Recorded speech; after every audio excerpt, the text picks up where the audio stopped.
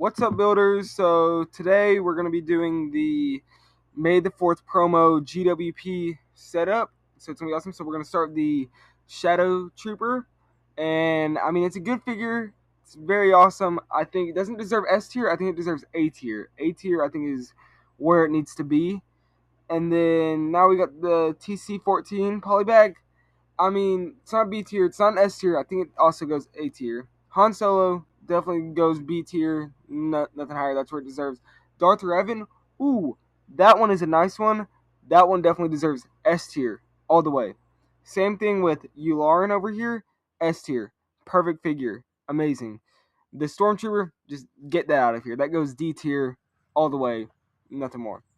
Now the slug escape thing, that goes B tier. I think I'm gonna put some of these like builds in B tier. But anyway, so then we got the droid. I think I'm gonna put both the droids deserve S tier in my opinion. And then we got the builds. In the builds, I'm gonna put all the builds in B tier because that's I think where they best need to go. Then we got the Lars Homestead. Lars Homestead, that one will need to go in the. That will go A tier because that one I think is very good, very good. Then the Death Star 2 goes B tier, and that's where it really needs to be. The Droid Carrier, that's a very good one. I gotta put it in S tier just because I like it. It's very good. I mean, very, very good. You got all the droids.